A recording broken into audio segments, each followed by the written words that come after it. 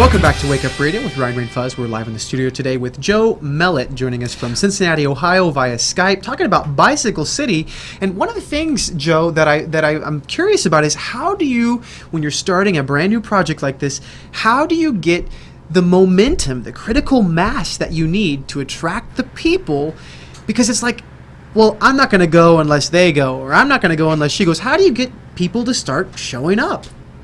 Luckily, the internet. There you go. We put our website up about 3 years ago, and it's had about 1 million people visit, and over 1,500 people submitted a form saying they were interested in living, working, or visiting there. So I'd say that's huge. Absolutely, man. And I think that's so indicative of the process, the way things work today. You know, Fuzz, with the internet, we're so lucky to have this way of connecting people, and it works for us and against us at times. Absolutely. There's that whole thought that because everything is online and et cetera, we're very disconnected from people and that person-to-person interaction. But at the same time, we are more connected than ever. I can talk to someone in Japan at the stroke of a key or whatever, and so I think that's a shift in the way we come up with these ideas. Now, Joe, I have a question for you, because you shared earlier in the show about the inspiration that you'd had these car accidents and a tragic death. But most people would say, okay, I'm just going to ride my bike. I personally am not going to have anything to do with a car. What made you think about developing this city, building this entire city dedicated to that? Was there something that you saw somewhere, or? Well, I traveled, myself and people on our team, we've traveled around the world looking for car-free communities after we had the idea to do something like this. And Mackinac Island in the northern tip of Michigan, Hydra Island in Greece, Zermatt, Switzerland, Boben, Germany. These places are just doing so well being car-free. But I guess to answer your question, why do something like this and just not ride bike? To me, I just couldn't do it anymore. I had to do something about it. It was just too dangerous to be riding in and commuting in the city. And also, some of my fondest memories are on the bicycle. I think a lot of your audience will remember the first time they learned how to ride a bike. I mean, my mother behind me and let go of the bicycle. Yeah. And then also, think about it. The bicycle is the great equalizer for children, because when we were growing up, we explored the whole community by bicycle. Yep. And now, parents are less, don't necessarily want their kids roaming around, and people are texting on cell phones as they're driving around. In Bicycle City, kids are going to be able to explore, and it's going to be great.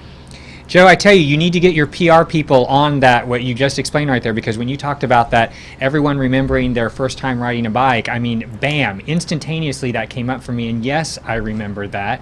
And it's funny how our attitudes kind of shift. I got nostalgic all of a sudden, but then I think about people that you were trying to sell this to, and sometimes it's a hard sell because we're such a car culture. Definitely. So your PR people really need to tap into that, because I was touched immediately. Yeah. Joe, I mean, let me ask you, man, I mean, I know you've faced a lot of challenges. Like you've said, there have been legal issues, and you've faced some financial challenges. Why keep going? And what about others who are following a dream like this? What can they look for? What advice can you give them? How can they keep going when things just aren't working out? I think being flexible with the details, but still maintaining their core values. Oh, good. Is huge. Uh-huh. And if they can, a lot of people have lots of dreams and goals, but the ones that might prove the most long-term are the ones that help others, because they'll continually be inspired to help others and get back. And Yeah. Good, good. That's so great, Joe. And Fuzz, it mirrors exactly what we talk about on Wake Up Radio all the time about following that core motivation, finding what it is that drives you at your deepest core, not just choosing some surface, superficial, fleeting moment of desire for material success. Or, you've got to find that internal, deep core motivation. Absolutely. And it's funny because I think that's also the best I'm going to say best way to gauge something. When you're doing something, and I'm going to use the word selfishly, when you're doing it just for you, then a lot of times you get quickly bored, or a lot of times once you've reached it, you're like, okay, now what? But when you're doing it for others and you can gauge whether this legacy that you're leaving is working or not, I think that's a fire that really keeps people going. So I love that that's one of the things behind Joe's goal for doing this. Joe, it's definitely an admirable goal, and you've worked really hard at it. What's the future for Bicycle City? Is this only going to happen one time in South Carolina, or do you have plans that reach beyond South Carolina? We'd like to have an international network of cycle-friendly communities that are linked via rail and bicycle trail lines. That'd be the goal.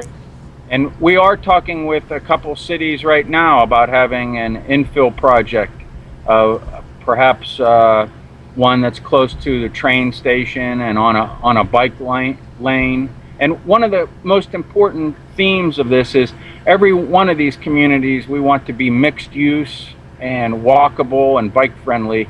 And in the one in Lexington County, there'll be shopping and outdoor cafes, things like that. That's what we're planning for. So you really won't even have to ride your car somewhere. Most of the time you'll get what you need in the community. There'll be arts and music.